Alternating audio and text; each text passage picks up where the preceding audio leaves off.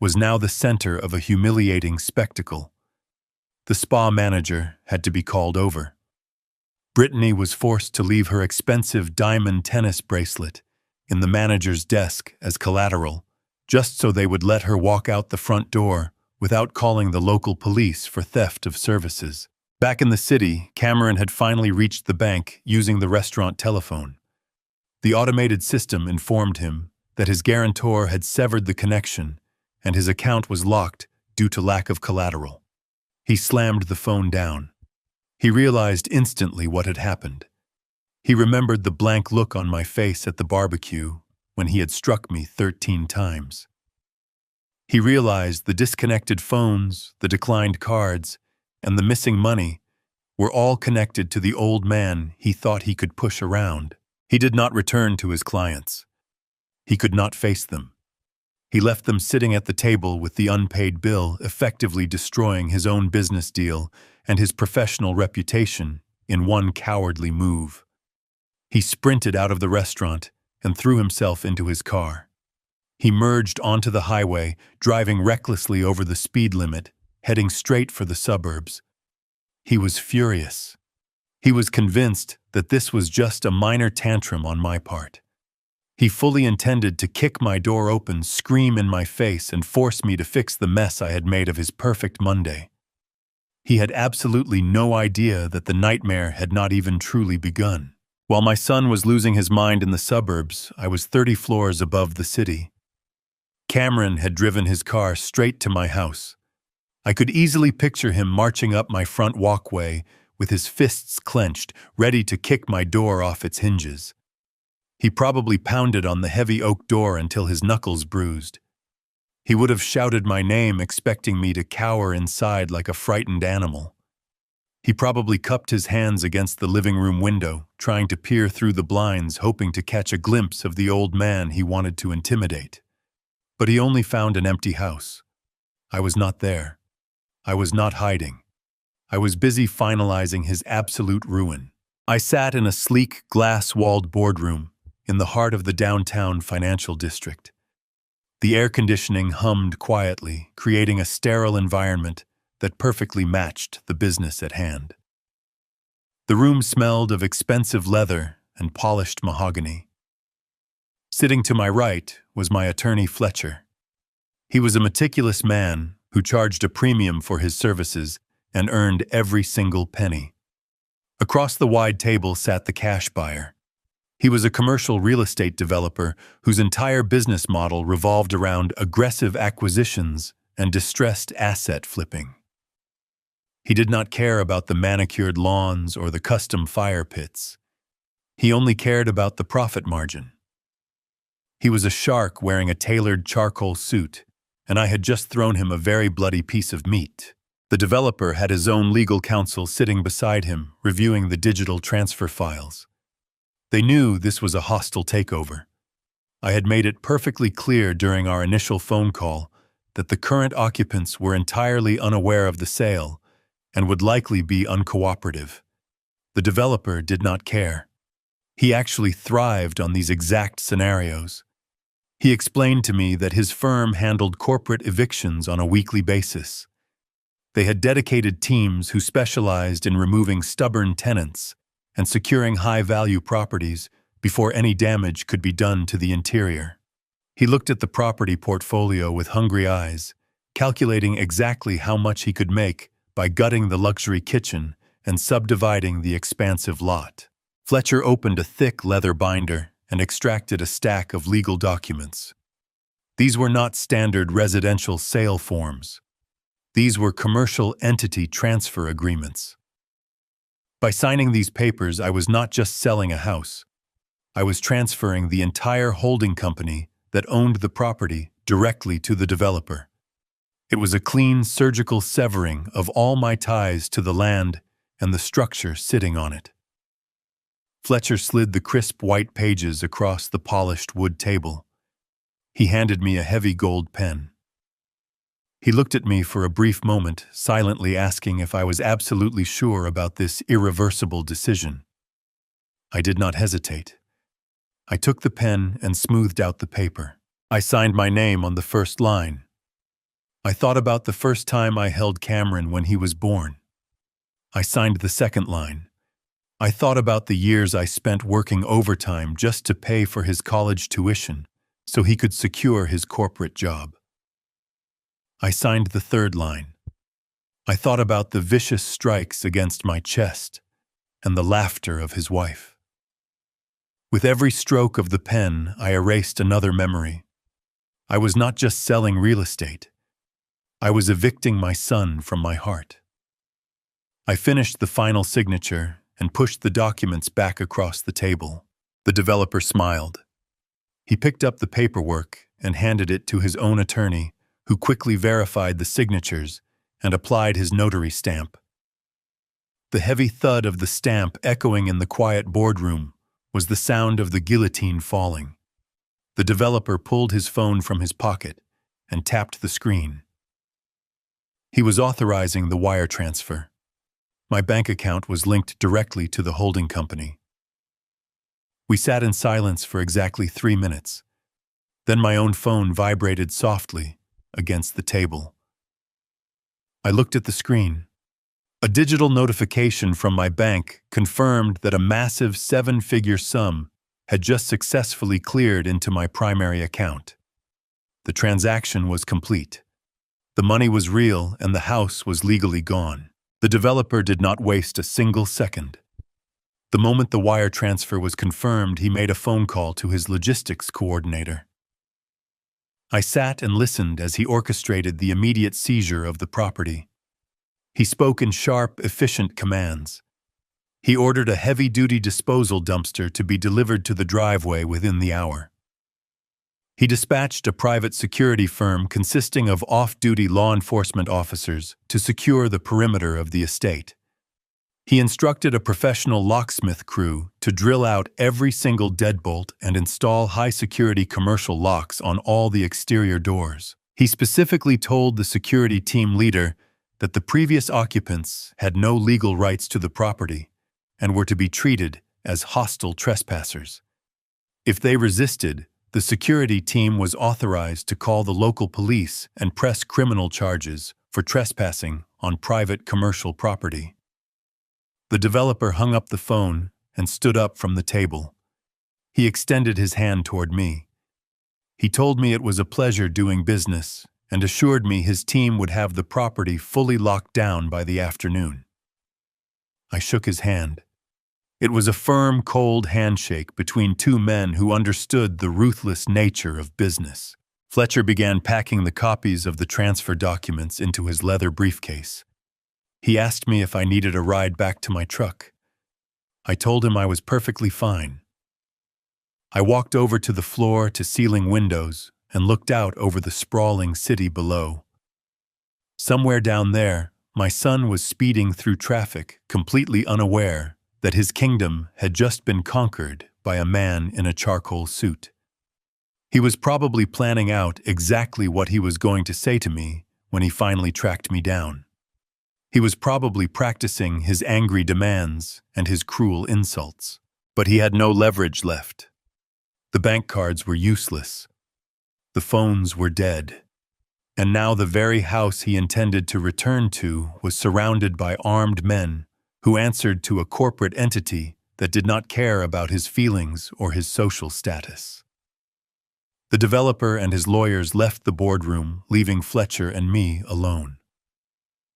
Fletcher closed his briefcase and told me that from a legal standpoint, I was completely insulated. The limited liability company was gone. The title was clear.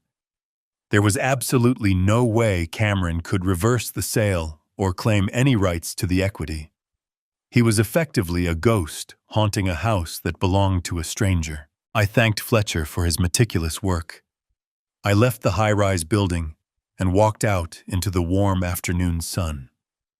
I decided to take a slow walk through the city park before heading home. I watched families having picnics and children playing on the grass. I felt a profound sense of relief washing over me. The heavy chains of obligation that had bound me to an abusive son were finally broken.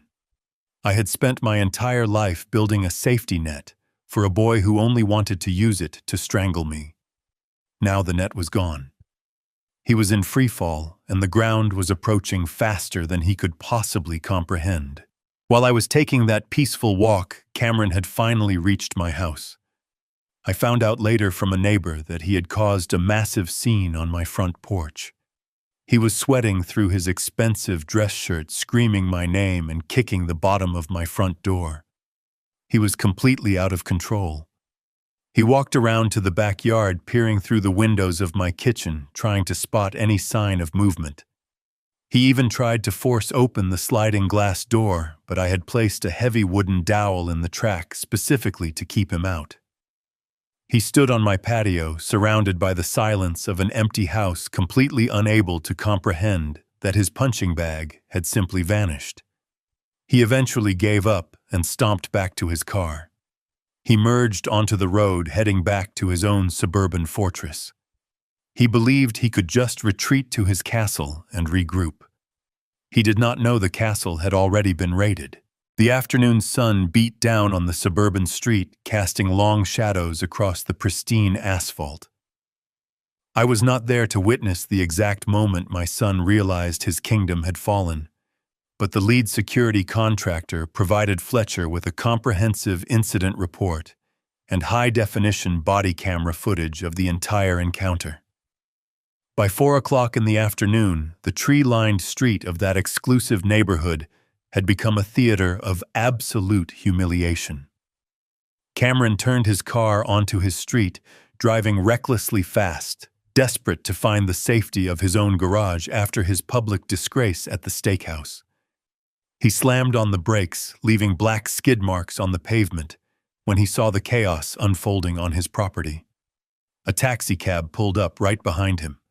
Brittany stepped out of the back seat, looking disheveled and frantic, having been forced to leave her diamond bracelet at the spa just to pay for the ride home. They converged on the sidewalk and stared at the nightmare I had legally constructed for them. The beautiful custom wrought iron gates that guarded the driveway were tightly wrapped in thick industrial steel chains, secured by a massive solid brass padlock.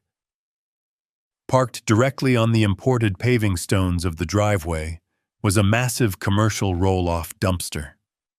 The air was filled with the loud grinding noise of diesel engines and heavy machinery. A crew of workers in bright yellow vests was actively tearing up the front lawn. The expensive imported rose bushes Brittany loved to show off to her neighbors were being ripped out by their roots and tossed carelessly into the rusted metal bin. The developer was wasting no time stripping the property down to its bare commercial value. Standing on the front porch, blocking the heavy double doors, were 3 private security contractors. They were not neighborhood watch volunteers or local patrolmen. They were large, muscular men wearing dark tactical clothing, heavy boots, and utility belts. They stood with their hands clasped calmly in front of them, completely unfazed by the destruction happening around them. They were paid exceptionally well to stand exactly there and prevent unauthorized access to the developer's new asset. Cameron snapped. He could not process the visual information in front of him. His brain refused to accept that his sanctuary was being dismantled. He stormed up the driveway, his face flushed dark purple with rage. He bypassed the landscaping crew and marched straight toward the porch, waving his arms wildly. He demanded that the men step away from his front door immediately. He shouted that he was the legal homeowner and that they were committing a felony by trespassing on his land.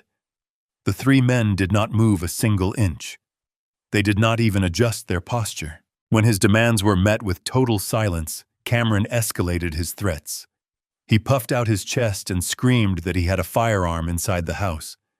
He swore he would break the chain, kick the door down, and shoot every single one of them for invading his property. It was a foolish, desperate bluff from a man who had never been in a real physical altercation in his entire life. The lead security contractor, a man with a thick neck and a completely expressionless face, finally stepped forward. He did not reach for a weapon. He reached into his tactical vest and pulled out a crisp white clipboard holding a stack of legally binding documents. The contractor walked down the porch steps and stopped on the other side of the chained gate. He did not raise his voice.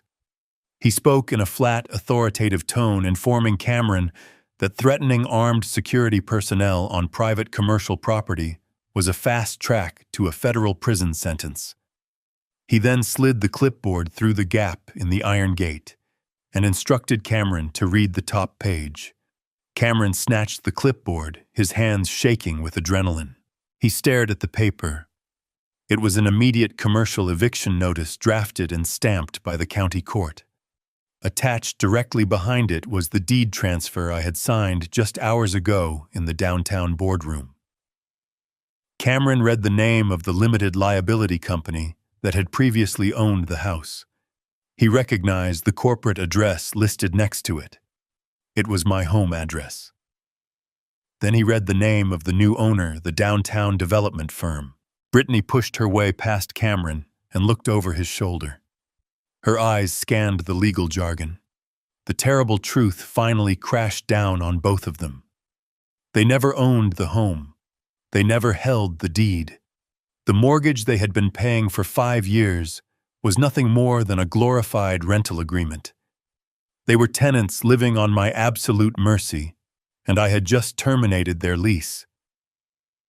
Brittany let out a sharp gasp, realizing that the house, the manicured lawn, the custom kitchen, and every ounce of social status tied to this address was a complete illusion. The man she had laughed at while he was being assaulted had secretly owned every square inch of her perfect life. Cameron dropped the clipboard onto the grass. The false bravado completely drained from his body, leaving him hollow and trembling. He looked up at the contractor and tried to change his tactic, pleading for just a little bit of time. He begged them to stop the landscaping crew and let him make some phone calls. He promised he could clear up the misunderstanding if he could just get inside and access his computer. The contractor shook his head. He informed Cameron that the property belonged to the developer now, and the demolition schedule was already set. However, the contractor explained that state law required them to allow the previous occupants a brief window to retrieve essential personal belongings before the interior liquidation began. He reached over the gate and dropped 2 heavy-duty black plastic contractor bags onto the driveway at Cameron's feet. The rules were simple and brutal. They had exactly 15 minutes to go inside. They could only take whatever they could physically fit into those 2 bags. Everything else left inside the house, furniture, electronics, designer clothes, would become the legal property of the development firm to be sold or thrown into the dumpster. The contractor unlocked the heavy brass padlock and pulled the steel chain away from the gate. He gestured for them to proceed. Cameron and Brittany grabbed the plastic bags and ran up the steps, their hearts pounding with sheer panic. The 3 armed guards followed them inside, watching their every move to ensure they did not attempt to damage the walls or steal any permanent fixtures. The 15 minutes inside the house were a psychological torture of their own making. The vast interior suddenly felt like a massive trap. They ran up the curved wooden staircase, slipping on the polished floors. Brittany sprinted into her massive walk-in closet, completely paralyzed by the sheer volume of her belongings. She had racks of expensive dresses, dozens of imported shoes, and shelves of designer handbags. She grabbed handfuls of clothes and shoved them into the black plastic bag, crying hysterically as she was forced to choose between a winter coat and her favorite silk blouses. Cameron ran into his home office, sweeping his arms across his desk. He shoved his laptop, his important tax documents, and a few framed awards into his bag. He tried to grab a heavy bronze statue he had bought to impress his clients, but the guard standing in the doorway firmly instructed him to put it down, citing it as a decorative asset, now belonging to the firm. Cameron was forced to drop the statue. He moved to the bedroom, dumping his expensive watches and whatever cash he had hidden in his nightstand into the bottom of the plastic sack. The ticking of the clock was relentless. Every time they tried to pause and think, the lead contractor loudly announced the remaining time. 5 minutes. 3 minutes. 1 minute. They were running through their own home like frightened scavengers, desperately trying to salvage fragments of a life that no longer existed. When the 15 minutes expired, the contractors did not give them a single second of grace. They ordered Cameron and Brittany to step away from their dressers and move toward the front door. Brittany sobbed, begging to take just one more bag of shoes. The guard ignored her, physically stepping between her and the closet. They were marched back down the grand staircase, carrying their black plastic garbage bags over their shoulders, looking like common transients. They walked out the front door and stepped onto the porch. The lead contractor pulled the heavy wooden doors shut. The sound of the deadbolts locking echoed loudly across the ruined front lawn. The guards escorted them back down the driveway and past the iron gates. The steel chain was wrapped around the bars once again, and the brass padlock was snapped shut, locking them out forever. They stood on the public sidewalk holding their garbage bags while the landscaping crew continued to feed the remaining rose bushes into the metal dumpster. They were completely locked out of the illusion they had built. Cameron was a man who had never been told no by the universe. Even standing on the public sidewalk, with his entire life stuffed into 2 black plastic garbage bags, his ego absolutely refused to accept the reality of the situation. He was convinced there was a loophole, a mistake a manager he could scream at to fix the massive problem unfolding in front of his eyes. Since I had permanently severed his cellular service, he had no way to call for help from his own device. He grabbed Brittany by the arm, pulling her away from the chained gate, and marched her down the manicured sidewalk toward the massive house next door. This house belonged to his cousin, a man who just 48 hours ago had stood on the patio holding a beer and watched Cameron violently jab his finger into my chest without saying a single word. Cameron pounded his fist against the ornate glass of his cousin's front door, hitting it hard enough to rattle the frame. He did not ask for a favor when the door finally opened. He demanded access. He pushed his way into the grand foyer, brushing past his own family members, who looked at him with a mixture of confusion and growing alarm. He snatched the landline telephone from the kitchen counter and dialed emergency services. He did not tell the dispatcher that he was involved in a civil property dispute with a corporate landlord. He knew the police would not rush over for a simple tenant issue. Instead, he fabricated a highly dangerous lie. He told the operator that heavily armed mercenaries had invaded his home, locked him out, and were currently holding his property hostage. He claimed his wife was terrified and that their lives were in immediate danger. He hung up the phone feeling incredibly smug. He believed he had just outsmarted the system utilizing his corporate ruthlessness. He fully expected the police to arrive, draw their weapons, and force the security contractors to hand back his keys. Less than 5 minutes later, the quiet suburban atmosphere was violently shattered by the piercing sound of approaching sirens. 2 local police cruisers sped around the corner, their red and blue emergency lights reflecting off the pristine windows of the expensive homes. They skidded to a halt, aggressively blocking the street right in front of the chained gates of the property. 4 officers jumped out of the vehicles, moving with intense tactical precision.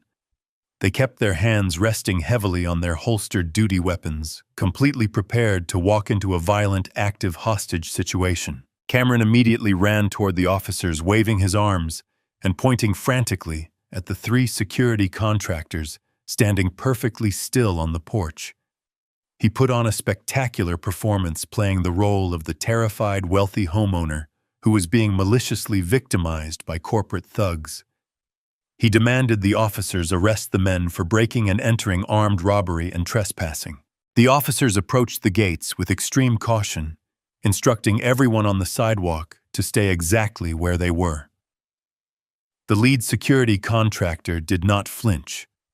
He did not reach for his radio or make any sudden aggressive movements. He calmly stated his name, his state security licensing number, and his exact legal purpose for being on the property. He then slowly reached through the gaps in the iron bars and offered the officers the exact same white clipboard he had shown Cameron minutes earlier. The senior police officer took the clipboard, stepping back to maintain a safe distance. He read the commercial eviction notice drafted by the county court. He examined the stamped deed transfer. He saw the official seal and the signature of the downtown commercial developer. The physical tension in the officer's shoulders immediately dropped. He realized he was not walking into an armed robbery. He was walking into a routine corporate lockout. The officer turned away from the gate and walked back toward Cameron. He asked for a valid driver's license.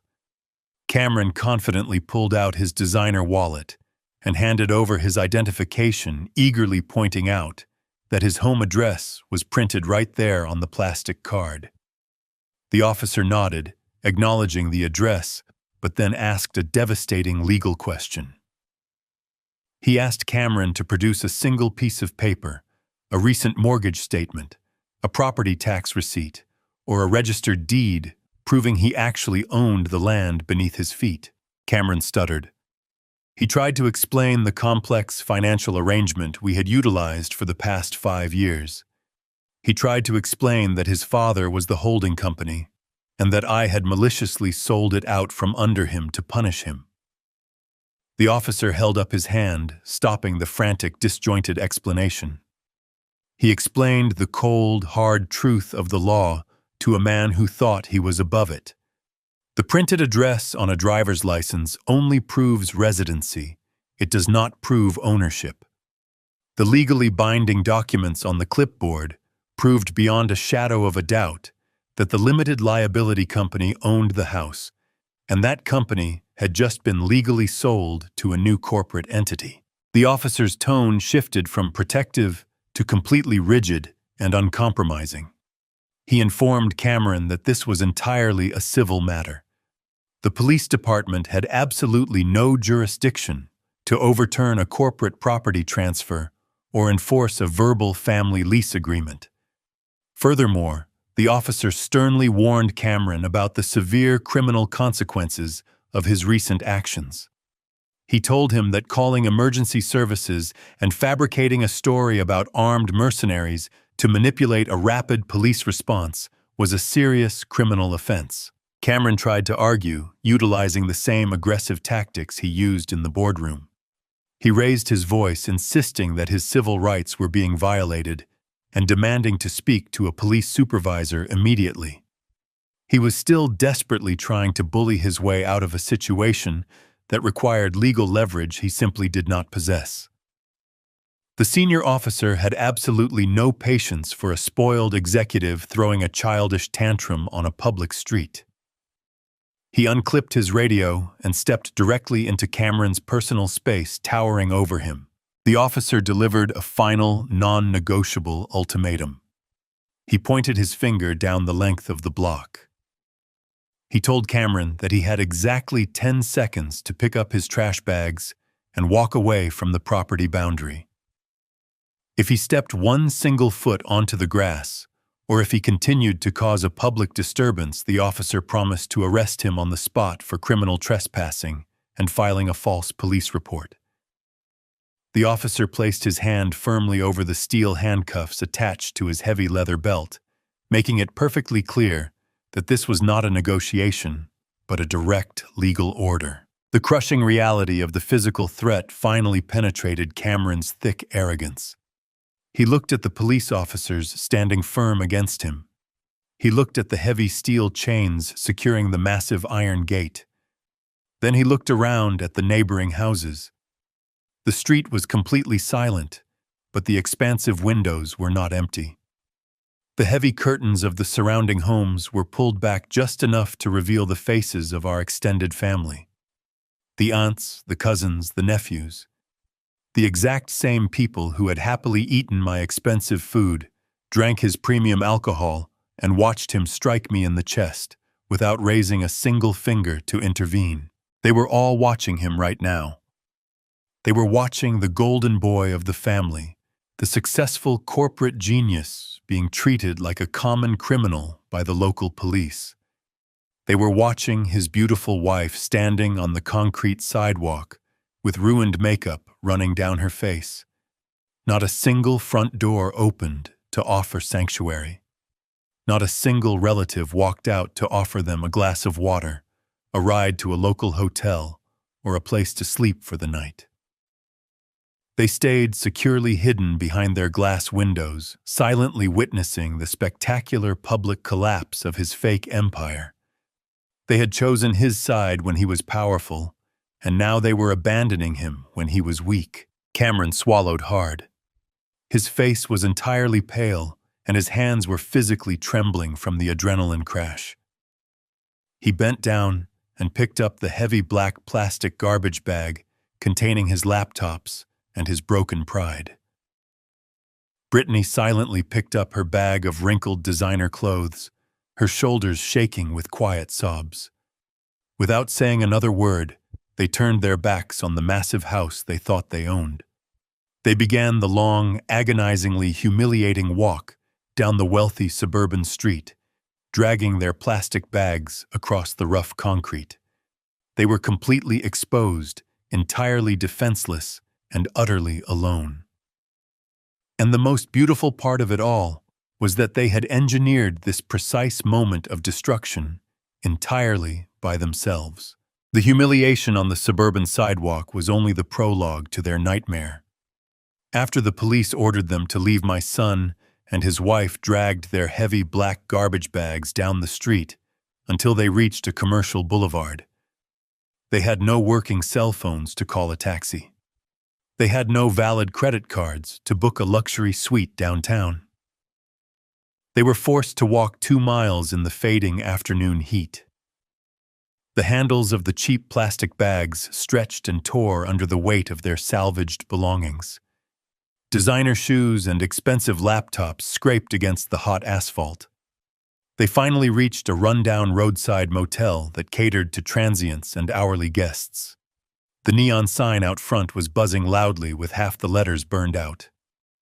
Cameron had to walk into the dingy lobby smelling of stale beer and desperation and empty his pockets. He used the last crumpled bills he had scavenged from his nightstand just to secure a single room for the night. The room smelled of old cigarette smoke and cheap industrial bleach. The carpet was stained with unknown substances, and the single mattress sagged heavily in the middle. For a couple who had spent the last 5 years sleeping on imported Egyptian cotton and bathing in a custom marble shower, this squalid box was a psychological prison. The shock of the public eviction finally wore off, and the adrenaline was immediately replaced by a toxic, suffocating panic. The tiny room became an intense pressure cooker. There was no space for Cameron to pace. There was no grand patio for him to stand on and project his fake authority. There was only a stained armchair, a flickering television, and a mirror that reflected the pathetic reality of his situation. The marriage fractured instantly. A relationship built entirely on the foundation of my stolen wealth could not survive a single hour of actual poverty. Cameron needed a scapegoat. His massive ego simply could not process that his own arrogant actions had caused this absolute destruction. He turned his rage entirely onto his wife. He stood in the middle of that filthy room and violently blamed Brittany for everything. He screamed that her endless shopping sprees, her obsession with country club status, and her constant need to impress her wealthy friends had completely drained his bank accounts. He accused her of being a selfish parasite who had ruined his pristine financial standing. He completely ignored his own terrible credit history, his failed investments, and his own lavish spending habits. He desperately wanted her to carry the blame so he could remain the flawless victim in his own twisted mind. He pointed his finger at her the exact same way he had pointed his finger at my chest just hours earlier. He demanded to know where all the money had gone. He yelled that if she had not spent so much on designer clothes, luxury vacations, and weekly spa treatments, they would have enough cash to hire a high-powered lawyer and fight the corporate eviction. He backed her against the peeling wallpaper of the motel room, hurling insults and degrading her exactly as he had done to me. But Brittany was not a grieving father, willing to sit silently and absorb his abuse. Brittany was a cornered animal, and she had sharp claws of her own. She snapped. She pushed him away with both hands and screamed right back into his face. Her voice echoed loudly through the paper-thin walls of the motel. She told him he was a complete failure as a provider and a massive fraud as a husband. She reminded him that he was the one who insisted on the expensive steakhouse dinners and the imported scotch just to look important. Then the immense pressure of the moment forced a devastating truth out of her mouth. She screamed a confession that completely paralyzed my son. She admitted that 6 months ago, their finances were already secretly collapsing. Cameron's new business venture was burning through cash at an alarming rate, and his corporate salary was nowhere near enough to maintain their wealthy facade. Instead of cutting back and living within their actual means, Brittany had taken matters into her own hands. She confessed that she had taken out a massive off-the-books loan to keep their lifestyle afloat. She had borrowed $80,000 in cold, hard cash. But she did not go to a bank or a legitimate lending institution because their credit was entirely useless. She went to aggressive private lenders, the kind of ruthless men who operate entirely in the shadows and charge extortionate weekly interest rates. The kind of men who do not send polite warning letters when a payment is missed. Cameron stood completely frozen, staring at his wife in sheer horror. The anger drained from his face, replaced by a creeping dread.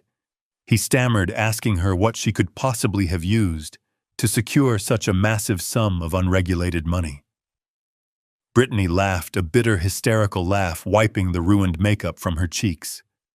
She told him she used the only high-value asset they possessed. She used the house. She had forged the necessary preliminary paperwork and utility bills to show the private lenders that they held clear title to a premium suburban property.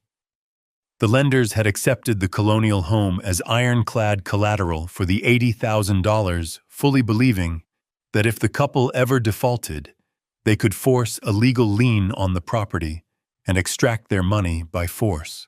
The terrifying reality of their situation crashed down on Cameron with the physical force of a freight train. The house was not just their shelter anymore. It was the only thing standing between them and incredibly dangerous people. And now the house was gone. The collateral had vanished into thin air, transferred legally and permanently to a commercial developer who had an army of corporate lawyers and armed guards. The $80,000 loan was now entirely unsecured. Cameron stumbled backward and sat down heavily on the edge of the stained mattress, kicking up a cloud of dust. His breathing became incredibly shallow and rapid. He knew exactly what this meant. Brittany had missed the current monthly payment because I had cut off the silent trust dividend she relied on earlier that morning. The lenders were already actively looking for their money. They would go to the suburban house first, only to find a locked steel gate and a commercial demolition crew. They would quickly discover that the collateral was a total illusion and that they had been brazenly defrauded. When aggressive, unregulated lenders realize they have been cheated, they do not file a lawsuit in civil court. They seek immediate physical retribution. Brittany stood in this corner of the room crying uncontrollably, but she delivered the final, crushing blow to his fragile reality. She took a deep breath and told Cameron that the lenders had required a verified emergency contact and a physical place of employment before handing over the briefcases of cash. She had given them the exact address of his downtown corporate office. She had given them his direct department floor, his specific cubicle location, and his personal extension number. The people who held an $80,000 violent grudge knew exactly where he worked. They knew his daily schedule. They knew exactly where to find him when the sun came up tomorrow morning. My son sat in that squalid motel room, completely trapped in a nightmare of his own creation. He had no cell phone to call the police for protection. He had no money to buy a plane ticket and flee the city. He had no secure house to hide inside.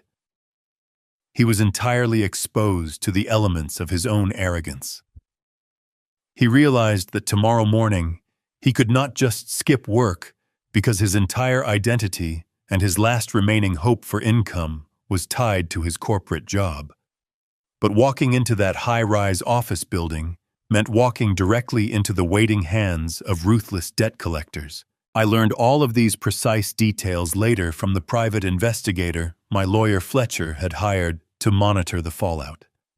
Reading the transcript of their motel fight brought me absolutely no joy, but it brought me a profound sense of justice. Cameron had spent his entire adult life acting like the smartest man in every room, treating me like a disposable stepping stone. He thought he could abuse me without any consequences because I was his father. He forgot that a father is the one person who knows exactly how fragile a son truly is. He was about to learn that the real world does not care about his corporate titles or his expensive suits. The real world demands payment, and my son was completely bankrupt. The drive away from the subdivision took exactly 22 minutes. I did not turn on the radio. I drove in absolute silence, watching the suburban landscape shift from the manicured lawns of my son's neighborhood to the older, more established streets where I lived. My chest still throbbed where Cameron had driven his finger into my ribs, but the physical pain was entirely secondary to the cold, terrifying clarity that had taken over my mind. For years, I had operated under the delusion that unconditional love meant unconditional forgiveness. I had excused his arrogance as ambition. I had overlooked his disrespect as stress from his corporate job. I had allowed him to treat me like a burden because I wanted to protect the fragile bond we had left after his mother died. That delusion perished on his patio. Tuesday morning arrived with the cruel indifference of a rising sun. Cameron had spent the entire night staring at the water-stained ceiling of that roadside motel. He had not slept a single minute. His expensive tailored suit was wrinkled and smelled faintly of the stale cigarette smoke that permeated the cheap room. He had no fresh shirt to wear and no hot water to properly shave. But he forced himself out of that sagging bed and drove to the downtown financial district. His corporate job was the absolute last piece of his false identity still intact. It was also his only remaining source of income. He walked into the towering glass and steel building, desperately trying to project his usual aura of arrogant success. He rode the elevator to the 50th floor, straightened his tie, and walked onto the expansive, open-concept sales floor. He sat down at his desk and picked up his office phone. He believed that if he could just close one massive deal, he could generate enough commission to start digging his way out of the grave I had dug for him. He was completely blind to the fact that the sharks were already in the building. Down in the pristine marble lobby of the corporate tower, two men walked through the revolving glass doors. They did not belong in this environment of high finance and polished luxury. They wore cheap, ill-fitting suits that hung awkwardly on their heavy frames. The fabric looked shiny and cheap under the bright lobby lights. Thick, dark ink crept out from beneath their shirt collars, extending up the sides of their thick necks. They walked with the heavy, deliberate steps of men who made their living through physical intimidation. The young receptionist, sitting behind the curved mahogany desk, immediately sensed the danger. She stood up and politely asked them to sign the visitor log and state their business. The two men did not even look at her. They completely ignored her polite requests and kept walking straight toward the secure elevator banks. When an unsuspecting junior analyst swiped his badge to open the glass security turnstiles, the two men simply grabbed the heavy glass partitions and forced their way through right behind him. The receptionist frantically picked up her phone to call building security, but the men were already in the elevator, riding up to the 50th floor. Up on the sales floor, the atmosphere was one of quiet, intense productivity. Dozens of executives sat in their modern glass-walled cubicles, speaking in hushed tones to wealthy clients. The floor was completely open, designed to foster a collaborative corporate culture. There were no solid walls to hide behind. Cameron was sitting at his desk, desperately trying to salvage the client relationship he had ruined at the steakhouse the day before. He was sweating, apologizing profusely into the receiver, and begging for a second chance to pitch his business proposal. He never saw the elevator doors open. He never saw the two heavy-set men step onto the plush carpet of the sales floor. The men did not wander aimlessly. Brittany had given them incredibly specific instructions to secure her loan. They knew exactly which aisle to walk down and exactly which desk belonged to my son. The sudden intrusion shattered the quiet hum of the office. The heavy footsteps of the two men drew the attention of every single employee they passed. They stopped directly in front of Cameron's desk. Cameron looked up from his computer screen, his eyes widening in sheer terror. He recognized the type of men they were immediately. The lead collector, a man with a jagged scar running through his left eyebrow, reached across the desk and violently snatched the telephone receiver right out of Cameron's hand. He did not bother hanging it up. He simply dropped it onto the floor, leaving the prospective client listening to the dead air. Cameron opened his mouth to speak, but the man slammed his heavy hands flat onto the polished surface of the desk, making a sound like a gunshot that echoed across the entire floor. Every single conversation in the room stopped instantly. Dozens of heads turned toward Cubicle 4. The lead collector did not care about corporate etiquette. He did not care about keeping his voice down. He spoke with a loud, booming volume, ensuring that every single person within 100 feet could hear exactly what he was saying. He looked down at Cameron and explicitly stated his full name. He then announced to the entire room that Cameron and his wife, Brittany, had brazenly defrauded his organization. He stated the exact amount of the debt loud and clear: $80,000. He told Cameron that the fake deed and the forged property documents they used to secure the cash had been discovered. He explained that the suburban house was gone and the loan was now entirely unsecured. Cameron was completely paralyzed. His face drained of all color, turning a sickly shade of pale gray. He looked around wildly, seeing the shocked faces of his colleagues, his rivals, and his subordinates. He tried to stand up. He raised his hands in a placating gesture and frantically whispered, begging the men to lower their voices. He pleaded with them to walk into a private glass conference room down the hall so they could discuss a payment plan quietly. The second tattooed man let out a harsh, cruel laugh. He stepped around the desk, invading Cameron's personal space. He grabbed the lapels of Cameron's wrinkled suit jacket and shoved him hard back into his expensive, ergonomic office chair. The lead collector leaned over the desk, placing his scarred face just inches away from my son. He told Cameron that there would be no private meetings and no restructured payment plans. He laid out the absolute final terms of their arrangement with chilling precision. He told Cameron that he had exactly 3 days. By Friday afternoon, at 5:00 sharp, a wire transfer for the full $80,000 plus an additional $10,000 in penalty interest had to clear their offshore account. If the money was not sitting in their bank by that exact minute, they would not return to this corporate office. They would find Cameron wherever he was sleeping. The man loudly and graphically described exactly what they would do to him. He explicitly threatened to shatter both of his kneecaps with a heavy steel pipe, ensuring he would never walk into a corporate boardroom ever again. The threat was not an empty boast. It was a guaranteed promise of extreme physical violence delivered in front of 50 witnesses. The heavy glass doors of the sales floor finally swung open. 3 uniformed corporate security guards burst into the room, rushing down the main aisle. They had their hands resting on their defensive gear, shouting for the 2 men to step away from the desk immediately. The debt collectors did not resist. They did not try to fight the guards. They had already achieved their primary objective. They had completely destroyed Cameron's safe space, humiliated him in front of his peers, and delivered their violent ultimatum. The lead collector let go of the desk and straightened his cheap suit jacket. He smiled a terrifying, predatory smile at Cameron, tapped his heavy wristwatch to indicate the ticking clock, and turned around.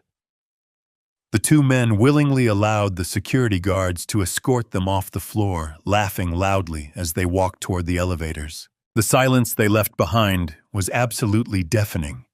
The security guards disappeared into the elevator, leaving Cameron sitting alone at his desk.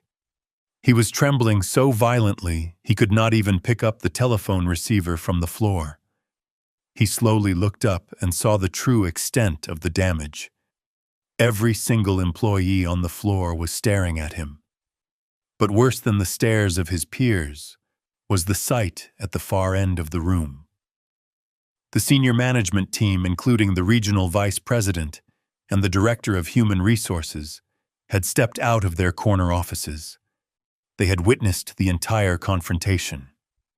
They heard the massive amount of the debt. They heard the accusations of forgery and fraud. They heard the violent threats from men who clearly belonged to a dangerous syndicate. Cameron realized in that agonizing moment that his professional mask was permanently shattered. The golden boy image he had so carefully cultivated using my money was completely dead. He was no longer a rising corporate star. He was a massive liability, a man associated with violent criminals and unregulated debt. The vice president did not walk over to ask if he was okay. He simply gave Cameron a look of utter disgust, turned around, and walked straight toward the human resources department. Cameron sat in his chair, completely ruined, knowing that the absolute worst part of his day had only just begun. The silence on the sales floor after the debt collectors left was not a peaceful quiet. It was the suffocating silence of a graveyard. Cameron sat in his expensive ergonomic chair, entirely frozen, while the 50 other executives in the room stared at him. He did not have to wait long for the corporate machinery to process his public disgrace. Less than 2 minutes after the thugs stepped into the elevator, the executive assistant to the regional vice president walked slowly down the main aisle. She did not carry a notepad. She did not offer a polite greeting. She stopped directly in front of Cameron and told him that his presence was required in the human resources department immediately. She did not ask him to bring his laptop or his current client files. She simply told him to stand up and walk. Cameron stood up on trembling legs. He felt the eyes of every single colleague tracking his movements. These were the men and women he had constantly tried to impress the people he had bragged to about his premium suburban estate and his flawless financial portfolio. Now they were watching him shuffle toward the executive suites like a condemned man walking to the gallows. He felt a cold sweat breaking out across his forehead. He desperately tried to formulate a plan, a persuasive corporate spin that could somehow explain away the violent threats and the $80,000 unregulated loan. He believed he could talk his way out of anything because my stolen money had always bought him a second chance. He was escorted into a pristine glass-walled office at the far end of the building. The room was freezing cold. Sitting behind a massive polished desk was the director of human resources, a severe woman who viewed employees entirely as assets or liabilities. Standing by the floor-to-ceiling window with his arms crossed tightly was the regional vice president. Cameron took a seat in the single chair positioned in front of the desk. He opened his mouth and tried to speak, attempting to apologize for the disruption, and promising that the issue was just a minor personal misunderstanding.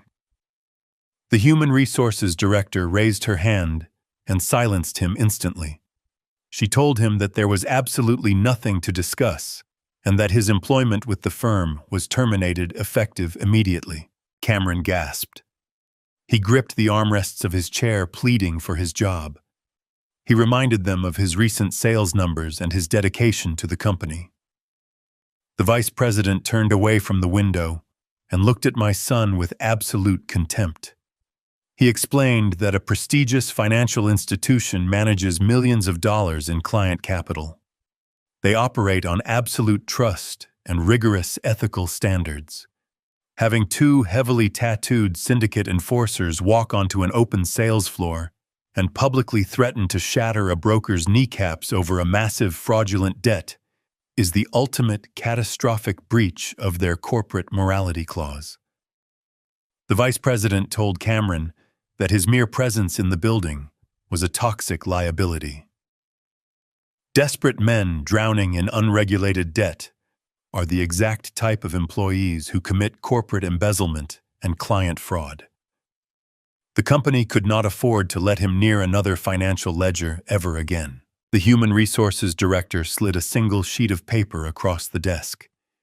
It was a formal notice of termination with extreme cause. Because he was being fired for gross violations of the company ethics policy, he was completely stripped of his severance package. His unvested stock options were instantly canceled. His premium corporate health insurance was terminated on the spot. But the destruction of his career was not the end of the meeting. It was merely the opening act.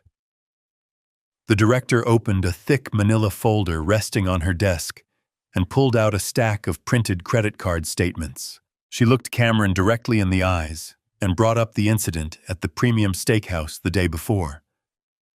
She noted that his corporate card had been repeatedly declined in front of prospective clients, causing a massive embarrassment for the firm. She explained that when the accounting department looked into the issue, they discovered that the primary financial guarantor, his father, had completely severed ties and dissolved the backing account. This sudden loss of financial security, combined with the public revelation of his $80,000 shadow debt, triggered an automatic internal security protocol. The director leaned forward and delivered a blow that completely shattered whatever remaining sanity my son possessed. She informed him that the company was officially freezing his final paycheck and initiating a comprehensive forensic audit of his expense reports for the past 3 years. Every single client dinner, every premium flight, every luxury hotel stay he had charged to the company would be scrutinized by internal fraud investigators. The vice president stepped closer to the desk and laid out the terrifying stakes. He told Cameron that if the auditors found even a single dollar of misappropriated corporate funds or inflated personal expenses, they would not handle it internally. They would bundle the evidence and hand it directly over to the district attorney to pursue felony fraud charges. Cameron felt the room spinning. For years, he had treated his corporate expense account like a personal slush fund, loosely justifying lavish lunches and expensive drinks to maintain his wealthy facade. He knew exactly what the auditors would find. He realized that losing his job was no longer his biggest problem. His own reckless vanity had placed him directly in the crosshairs of a federal prison sentence. He tried to take a deep breath, but his lungs felt incredibly tight. The human resources director pressed a button on her desk phone, summoning building security. 2 uniformed guards entered the office. They did not ask Cameron to leave, they ordered him to stand. They confiscated his corporate identification badge, his secure access fob, and his company-issued smartphone. He was completely disconnected from the corporate network.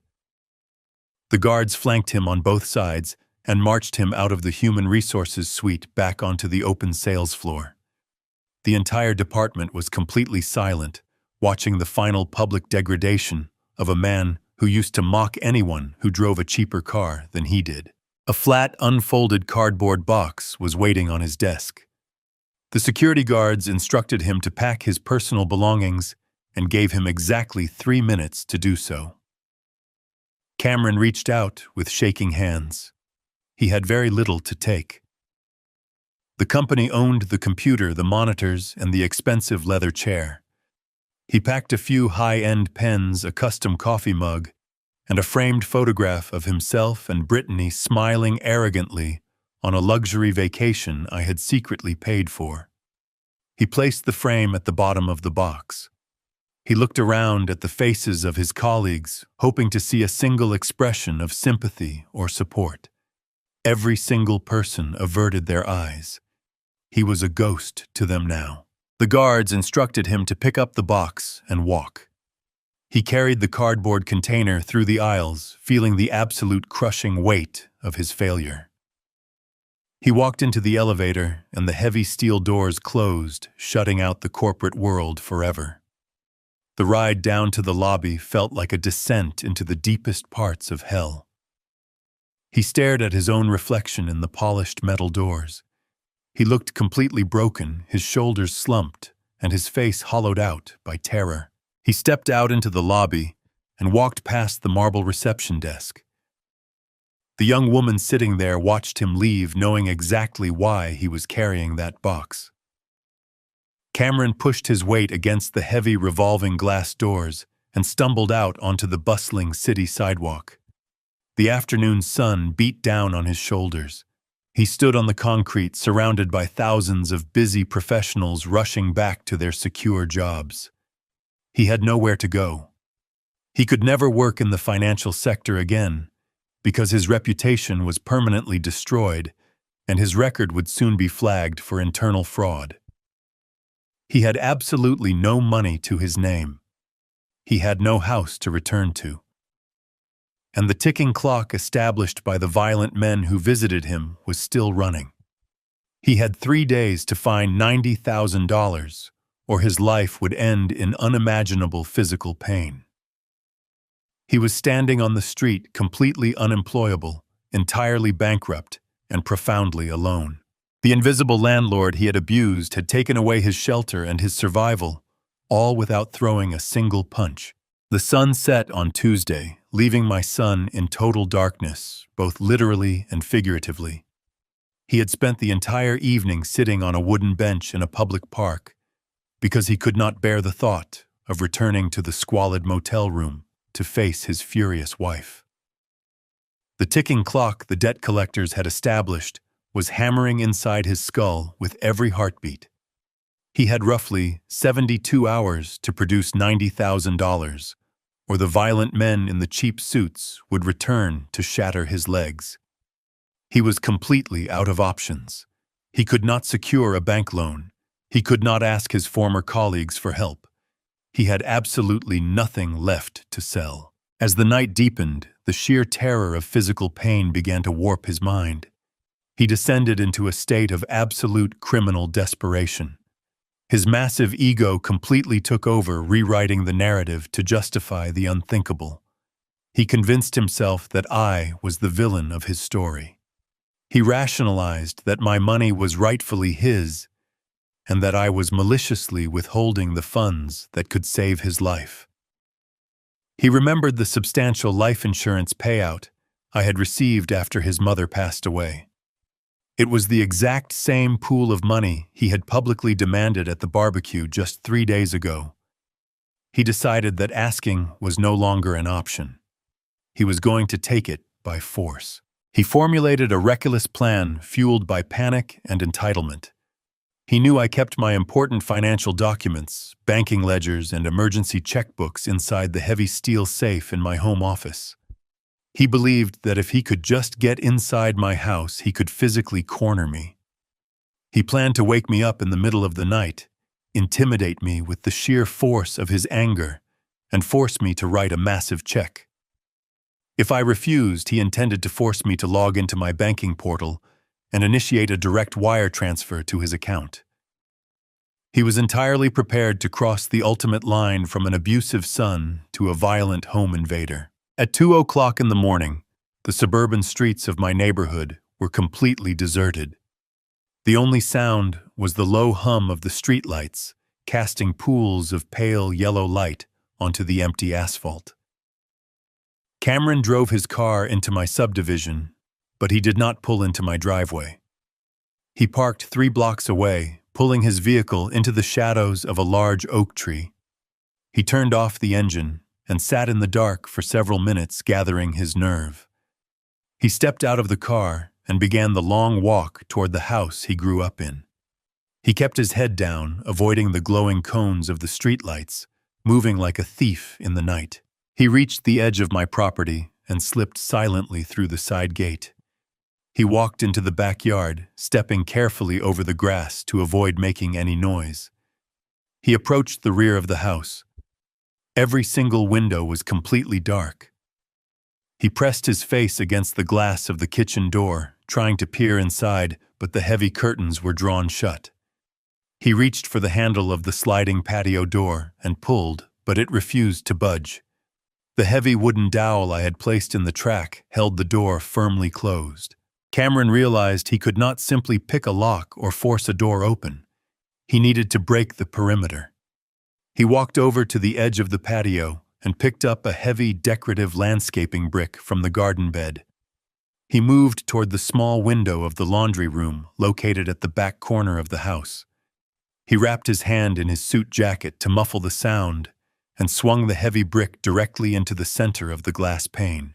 The glass shattered inward with a sharp, terrifying crash that sounded incredibly loud in the dead of night.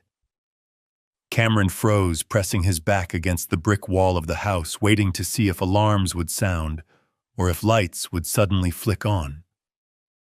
The neighborhood remained perfectly silent. He reached his hand through the jagged hole in the window, feeling around for the interior latch. A sharp piece of broken glass sliced deep into the palm of his hand. He hissed in pain, pulling his hand back to see dark blood welling up in the moonlight. He wiped the blood on his trousers, ignoring the stinging pain. He reached back inside, unfastened the latch, and shoved the window upward. He climbed awkwardly through the small opening, tumbling forward onto the linoleum floor of the laundry room. He was breathing heavily, his heart pounding with the massive adrenaline rush of committing a major felony. He stood up and brushed the shards of glass off his clothes.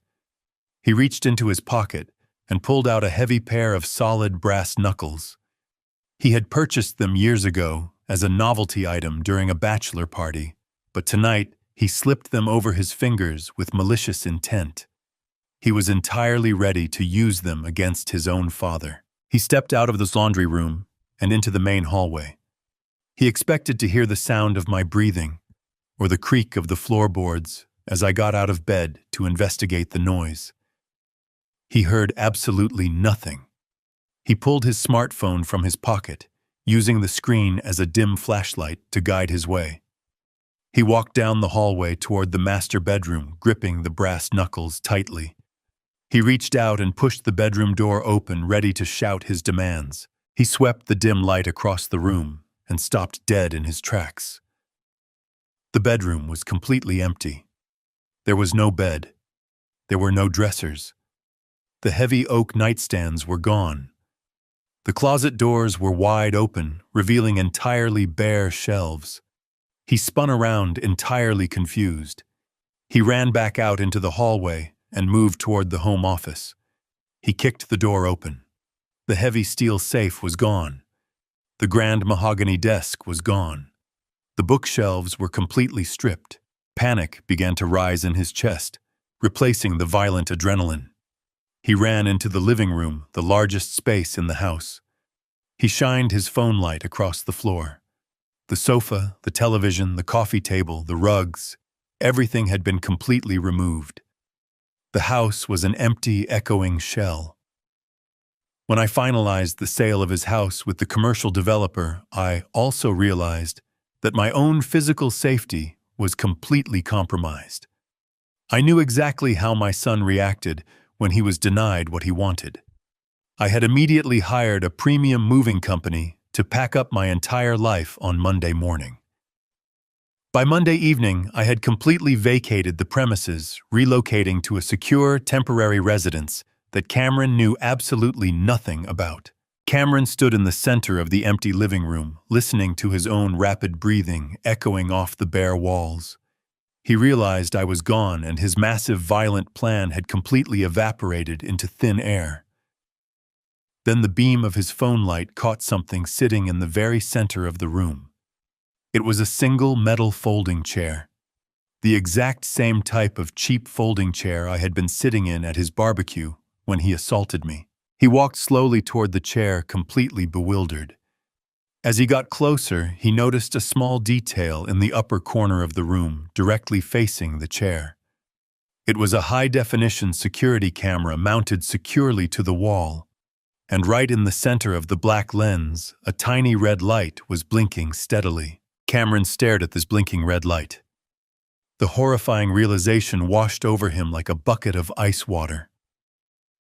The house was not just empty, it was a trap. I had anticipated his exact level of desperation. I knew he would come looking for the money. I had instructed Fletcher to install the state-of-the-art night vision camera before I left. The camera was not recording to a local hard drive that Cameron could simply smash. It was connected to an independent cellular router, streaming high-definition video and audio directly to a secure legal server located in Fletcher's downtown law firm. Cameron looked down at his own hands. He was standing inside a house he had just broken into. His hand was bleeding profusely from the smashed window, leaving a trail of physical DNA directly to the point of entry. He was wearing brass knuckles demonstrating clear, premeditated, violent intent, and he was staring directly into a camera lens that was currently broadcasting his felony burglary to a server he could never reach. He had walked directly into the jaws of a legal bear trap, and the heavy steel teeth had just snapped shut around his ankle. He dropped the brass knuckles onto the hardwood floor, the heavy metal making a loud clattering sound in the empty room. He fell to his knees in the dark, finally understanding that he was completely and utterly defeated. Cameron remained kneeling on the bare hardwood floor of my former living room, completely mesmerized by the tiny blinking red light of the security camera. He did not know that the moment the glass of the laundry room window shattered, a sophisticated silent alarm had immediately triggered. I had not relied on a cheap standard alarm system that simply blares a loud siren to scare off teenage vandals.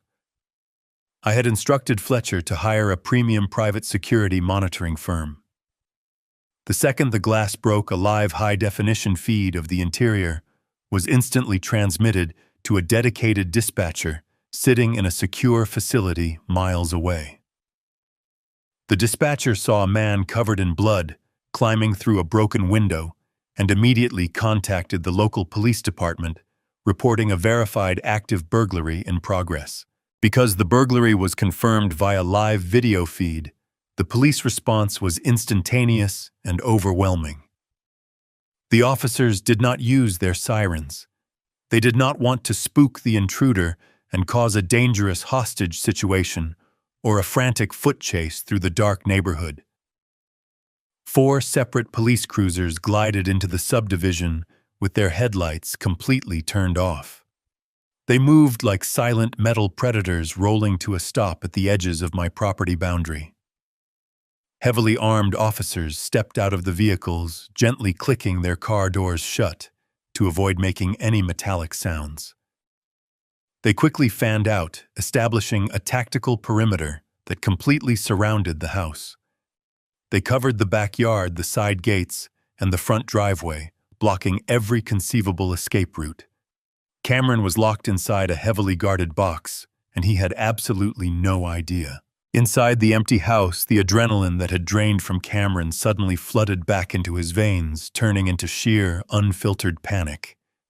He realized he had to get out of the house immediately, before anyone checked the camera footage. He scrambled to his feet, his expensive leather shoes slipping awkwardly on the polished wood floor. In his blind haste, he reached down and grabbed the heavy, solid brass knuckles he had dropped moments earlier, shoving them deep into the pocket of his suit jacket. He thought he was just retrieving his personal property. He did not realize he was actively securing the exact piece of physical evidence that would guarantee a massive prison sentence. He ran back toward the hallway, breathing heavily, desperately looking for an exit.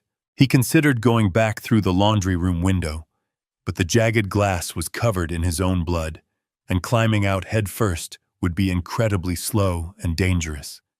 He ran into the kitchen and grabbed the handle of the sliding glass patio door, but the heavy wooden dowel I had jammed into the track refused to yield. He was trapped like a rat in a maze of his own making. The only viable exit was the heavy front door. He sprinted down the main corridor, his footsteps echoing loudly against the bare walls. He reached the entryway and grabbed the brass handle of the front door. He foolishly believed that if he could just get outside and disappear into the shadows, he could run the 3 blocks back to his parked car and escape into the night. He pulled the heavy wooden door open and stepped out onto the front porch. The absolute darkness of the peaceful suburban night was instantly obliterated. The moment his foot touched the concrete steps, 4 massive police floodlights flared to life simultaneously. They were mounted on the cruisers parked at the end of the driveway, and they completely blinded him. The intense white light washed over his wrinkled corporate suit, and his bleeding hand illuminating his crime for everyone to see. Before his eyes could even adjust, a chorus of deep, authoritative voices shattered the silence of the neighborhood. 3 officers were standing directly at the bottom of the porch steps with their duty weapons drawn and aimed directly at the center of his chest. Bright red laser sights painted glowing dots across his white dress shirt. The lead officer screamed for Cameron to raise his hands and step away from the door. Cameron was completely paralyzed by the sudden blinding ambush. He had lived his entire life in a pristine bubble of corporate privilege where conflicts were resolved with angry emails and passive-aggressive boardroom meetings. He had never faced the terrifying reality of lethal force. He dropped to his knees instantly, sobbing uncontrollably, raising his bleeding hands high above his head. He did not try to run. He did not try to argue or demand a police supervisor like he had done earlier that afternoon at his former estate. The raw, primal fear completely stripped away his arrogant facade. He was weeping like a terrified child, begging the officers not to shoot him. 2 officers rushed up the concrete steps, grabbing his arms and violently forcing him down flat onto his stomach. They pressed his face hard against the rough concrete of the porch, scraping his cheek. An officer planted a heavy knee between his shoulder blades, pinning him securely to the ground, while another officer forcefully wrenched his arms behind his back. The cold, heavy steel of the handcuffs clicked tightly around his wrists, locking his hands together. They hauled him roughly to his feet, completely ignoring his whimpers of pain. They marched him down the driveway and shoved him hard against the warm metal hood of a police cruiser. The senior officer began conducting a thorough physical search incident to a felony arrest. He patted down Cameron's legs and torso, checking for concealed weapons or stolen property. The officer slid his gloved hand into the right pocket of Cameron's suit jacket. His fingers closed around the heavy, cold chunk of metal.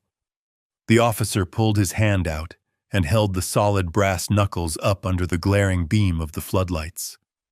The entire atmosphere among the police officers instantly shifted from a standard property crime response to an extreme high threat level. The senior officer looked at Cameron with absolute disgust. He informed my son that breaking a window to enter an empty dwelling was a standard burglary charge. But bringing a deadly blunt force weapon into a home invasion completely altered the legal landscape. The officer explicitly told Cameron that the brass knuckles demonstrated clear, premeditated intent to cause severe bodily harm or death to the occupant of the house. The criminal charges were immediately upgraded on the spot. He was no longer just being arrested for breaking and entering or property damage. He was now facing violent felony charges, including armed burglary and possession of a deadly weapon during the commission of a felony. Cameron pressed his bruised face against the metal hood of the police car, weeping uncontrollably, as the officer read the catastrophic list of charges. The $80,000 unregulated debt, the ruined corporate career, and the lost suburban home were suddenly the least of his problems. He was going to a maximum security county jail immediately. Because he was charged with a violent armed felony, there would be absolutely no option for a quick bail release or a sympathetic judge. He had walked into the darkness hoping to violently steal his financial salvation, and he had walked directly into the absolute end of his life as a free man. I watched the entire event unfold the next morning on the secure video file Fletcher sent to my new laptop, and I did not feel a single ounce of pity. Wednesday morning brought a crisp breeze through the downtown financial district. I had just finished my final meeting with Fletcher, finalizing the irrevocable trust documents that would permanently secure my remaining assets. I walked out of his high-rise office building, feeling a profound sense of closure. Across the street sat a quiet, upscale European coffee shop. I decided to treat myself to a simple black coffee and a moment of reflection before returning to my new, secure residence. I took a seat at a small marble table near the front window, watching the city move past the glass. The anxiety that used to govern my daily routine was entirely gone. I was no longer waiting for the next financial disaster to hit my son. He was currently sitting in a concrete holding cell, waiting for a bail hearing that would never come. My moment of peace was violently interrupted exactly 12 minutes later. The heavy glass door of the coffee shop swung open with enough force to bang against the brass doorstop. The bell above the frame jingled frantically. I looked up from my cup.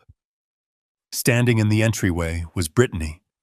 The transformation she had undergone in the past 48 hours was staggering. The woman who had glided across her custom patio in a designer sundress just 3 days ago was completely gone. Her expensive blonde hair was matted and tangled. She was wearing the same wrinkled clothes she had shoved into a garbage bag during the commercial eviction.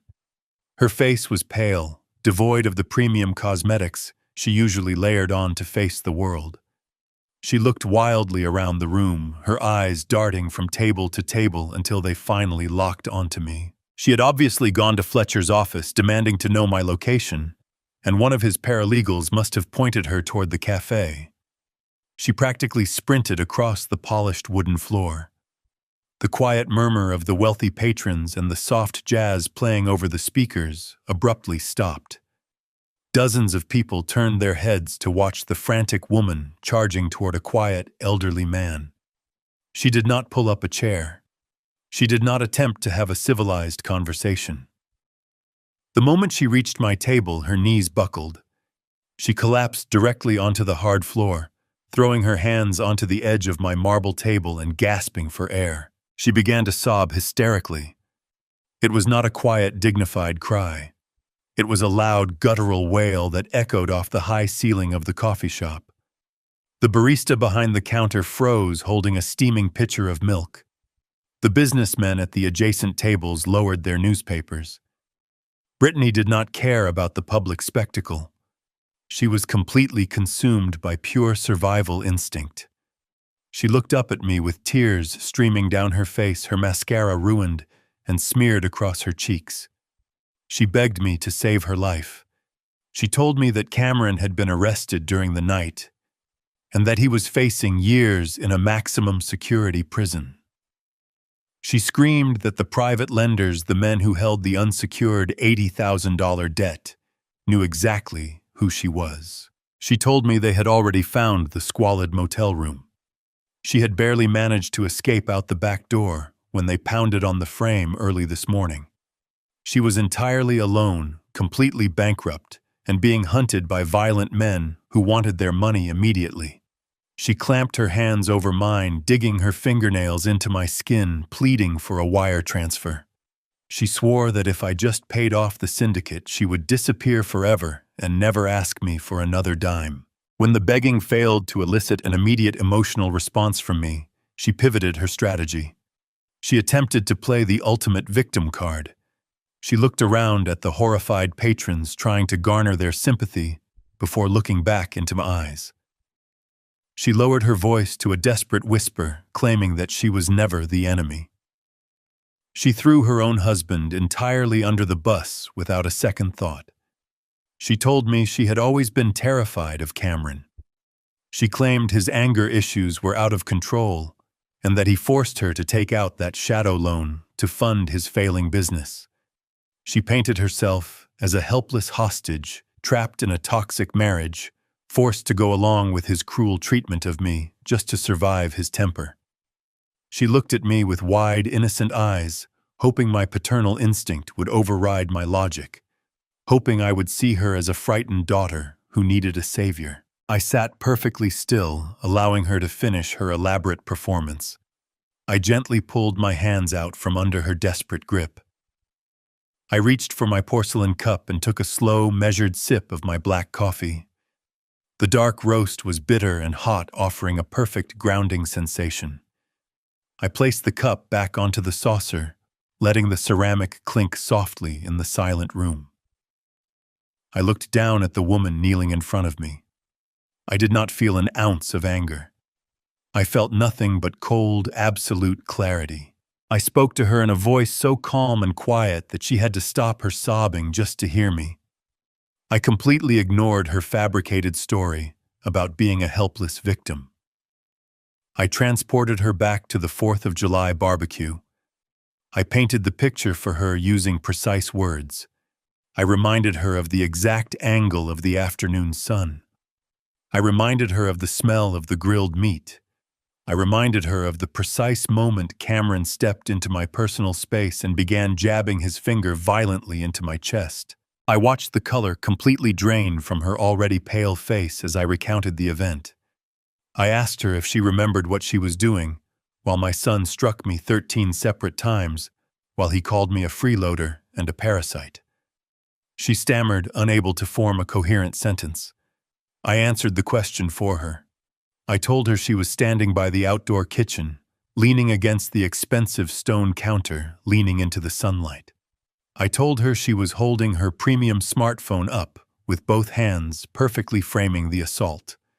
And most importantly, I reminded her that she was smiling. I leaned forward, resting my arms on the table, closing the distance between us. I told her that she did not look terrified of her husband in that moment. She looked thoroughly entertained. I informed her that deleting the video from her phone yesterday morning was a completely useless gesture. I explained that my attorney, Fletcher, is a very thorough man.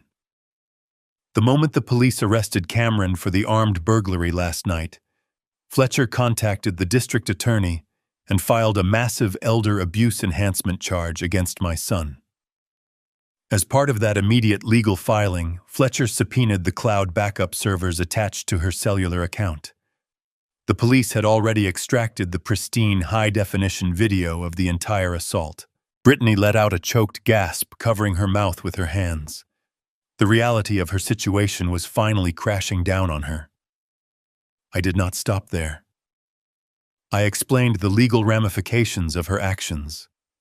I told her that the video did not just prove Cameron was a violent abuser.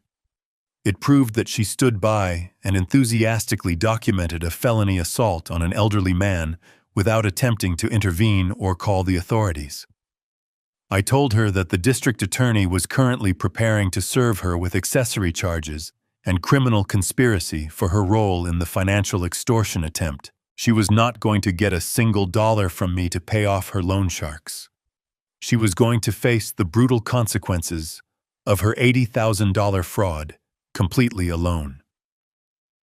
And when she finally stopped running from the men she owed money to, the local police would be waiting to put handcuffs on her for elder abuse.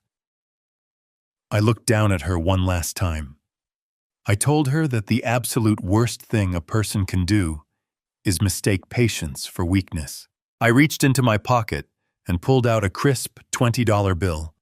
I placed it on the table to cover the cost of my coffee. I stood up from my chair, buttoning my suit jacket smoothly. Brittany remained completely collapsed on the coffee shop floor, her arms wrapped around her stomach, rocking back and forth in a state of total psychological shock. The patrons watched in stunned silence as I stepped around her. I did not look back. I walked out the front door, stepping into the bright morning sunlight, leaving her to drown in the shallow grave she had spent the last 5 years digging for me. The wheels of the criminal justice system turn incredibly slowly, but they grind with absolute precision. 6 agonizing months passed between the humid night my son was arrested on my front porch and the cold winter morning he finally faced his judgment.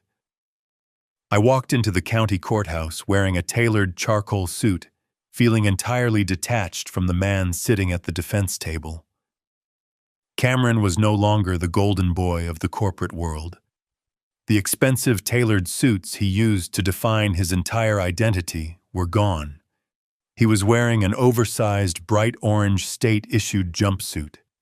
His wrists and ankles were secured with heavy steel chains that clinked loudly against the wooden table every time he shifted his weight.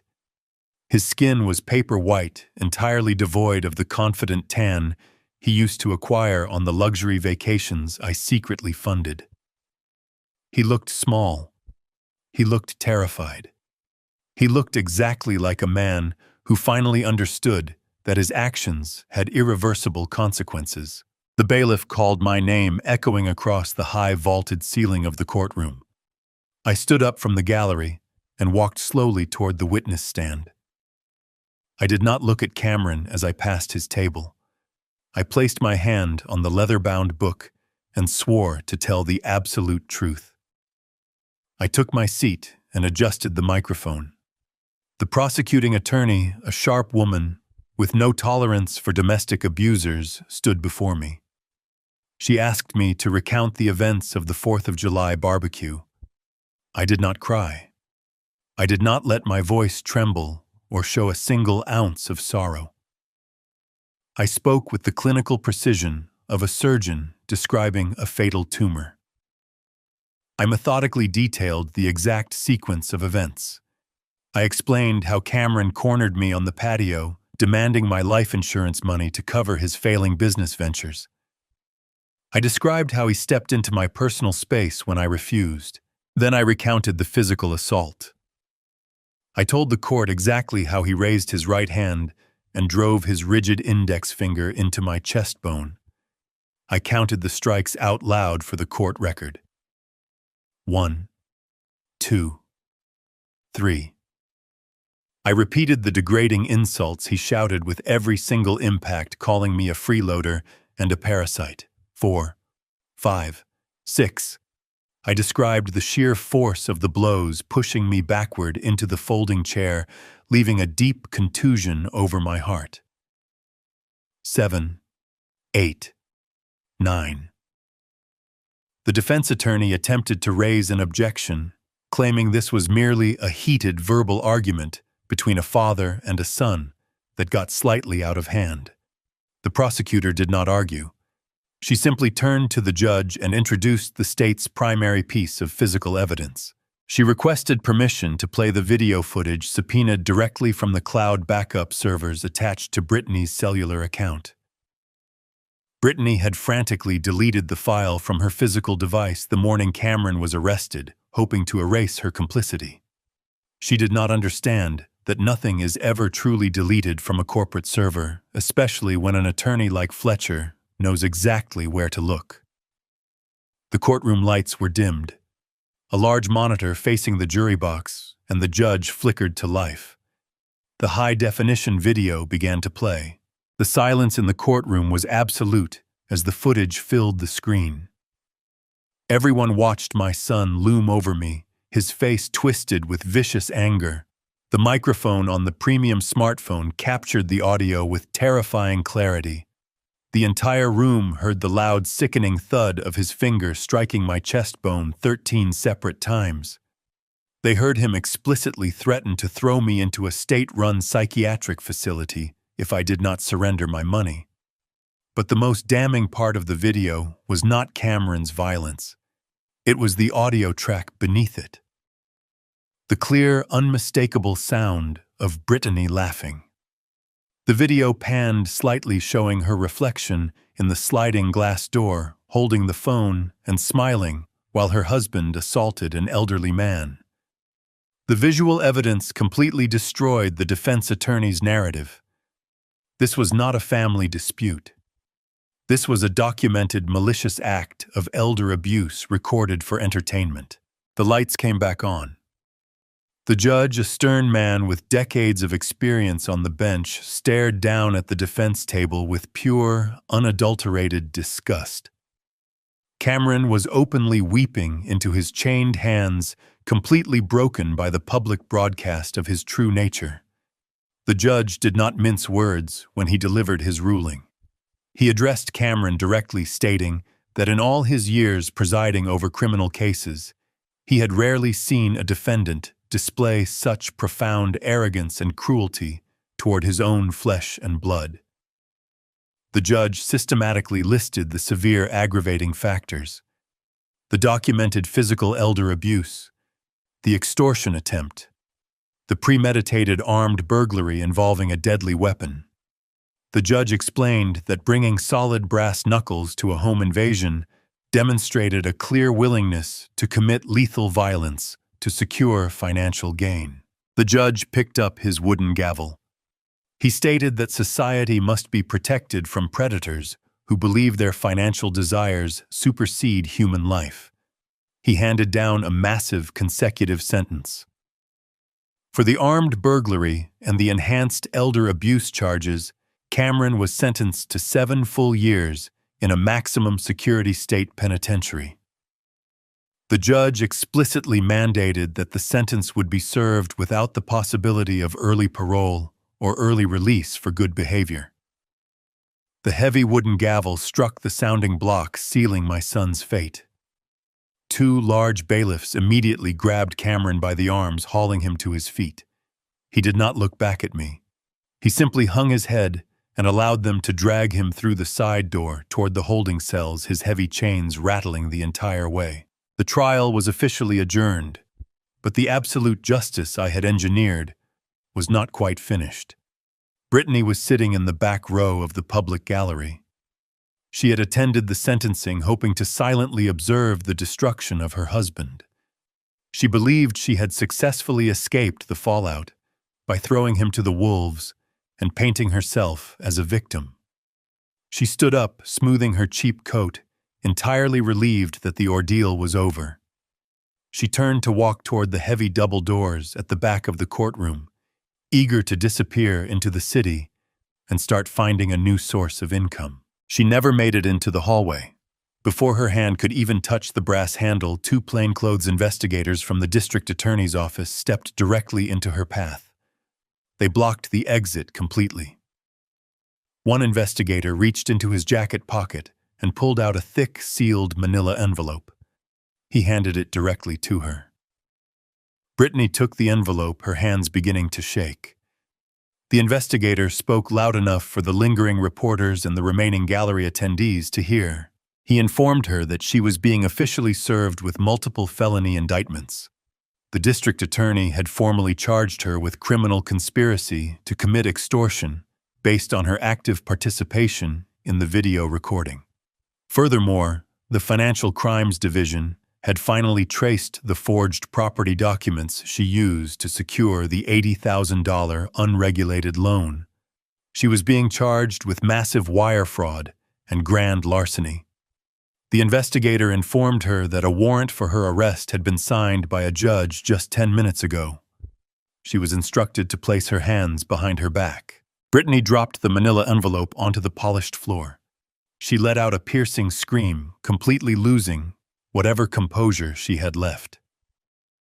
She begged the investigators, claiming she had no money for a lawyer and that she would be killed by the private lenders if she was sent to jail. The investigators ignored her entirely. They snapped a pair of cold steel handcuffs around her wrists, securing them tightly. They marched her right back down the center aisle of the courtroom, Sir Frog, marching her past the empty defense table where her husband had just been condemned. I remained seated in the witness stand, watching her get dragged through the very same side door Cameron had disappeared behind. The snare I had set the day they locked me out of my own money had completely closed around both of them. They had walked into the courtroom believing they could outsmart the consequences of their arrogance. They both walked out in steel chains, completely ruined by the truth. 365 days have passed since the heavy wooden gavel fell inside that county courtroom. 1 full year since the heavy steel chains locked around the wrists, surpits of the people who believed they could abuse me without consequence. I do not live in the suburbs anymore. I left the manicured lawns, the neighborhood associations, and the toxic proximity to my former life far behind. I am standing on the expansive wraparound wooden deck of a newly purchased custom-built cabin. It sits high up in the mountains, completely secluded from the noise of the city. The air up here is incredibly thin and sharp, smelling of old pine needles and fresh cedar. Directly below my property lies a pristine alpine lake, its surface as smooth and reflective as a massive pane of dark blue glass. I am 64 years old today, and I have never felt healthier or more alive. The chronic tension that used to live in my shoulders, the constant underlying anxiety of managing my son's chaotic financial disasters, is entirely gone. The bruise on my chest faded a long time ago, but the lesson it taught me remains perfectly intact. I spend my mornings fishing on the quiet lake, and my evenings reading thick historical biographies by the massive stone fireplace in my living room. I do not have a television. I do not have a social media account. I have intentionally engineered a life of absolute profound silence. The sound of tires crunching slowly over the long gravel driveway breaks the afternoon quiet. I lean against the heavy wooden railing of the deck and watch a sleek black luxury sedan pull to a stop near my truck. The driver's side door opens and Fletcher steps out. He looks entirely out of place, surrounded by towering pine trees, wearing his immaculate tailored city suit and holding his signature leather briefcase. But to me, he is a welcome sight. He is the architect who helped me design the perfect fortress. I walk down the wooden steps to greet him. We shake hands firmly. It is the handshake of two men who have successfully completed a long, complex, and highly satisfying campaign. I lead Fletcher up the stairs and invite him to sit at the heavy oak table positioned on the corner of the deck overlooking the water. The late afternoon sun casts long golden shadows across the wood. Fletcher does not waste time with unnecessary small talk. He knows exactly why he drove 2 hours up a winding mountain road. He places his briefcase flat on the table and snaps the brass locks open. He pulls out a thick stack of legal documents printed on heavy premium paper. This is not a standard update on a legal proceeding. This is the absolute final chapter of my estate planning. We sit across from each other as he explains the precise legal mechanisms he has put into place. When the commercial developer purchased the suburban house last year, the massive 7-figure cash payout went directly into my primary holding account. For 12 months, that money has been sitting securely, generating substantial interest. But as long as it remained in my personal name, there was always a microscopic theoretical risk that a predatory lawyer might try to claim it years down the line. Fletcher has brought the documents to completely eliminate that risk forever. He slides the paperwork across the oak table. He explains that we are establishing a fortified, irrevocable trust. The word irrevocable is the most beautiful term in the entire legal dictionary. It means that once the ink dries on these pages, the transfer cannot be undone, modified, or challenged by anyone under any circumstances. I am taking the entire multi-million-dollar sum generated from the sale of my son's fake kingdom and locking it away permanently. But I am not keeping it for myself. I have more than enough money to live out my remaining decades in total comfort. I look at the designated beneficiary listed on the front page of the trust. It is the Regional Children's Hospital located downtown. It is a facility dedicated to treating pediatric oncology patients, families who are facing unimaginably cruel circumstances through absolutely no fault of their own. I am transferring the entirety of the house proceeds directly into their endowment fund. The money that my son demanded to fund his arrogant vanity project, the wealth he believed he was entitled to by blood, will now go toward buying advanced medical equipment and paying for the treatments of innocent children. Fletcher points to a specific clause buried deep within the legal text. He reads it aloud to me just to ensure I fully appreciate the ironclad nature of his work. The clause explicitly disinherits Cameron and Brittany by name. It legally defines them as hostile actors and completely strips them of any future rights to contest my estate when I eventually pass away. Fletcher tells me that even if Cameron serves his entire 7-year prison sentence and somehow manages to find a sleazy attorney willing to file a frivolous lawsuit, he will hit a solid brick wall. The money is legally completely out of his reach for the rest of eternity.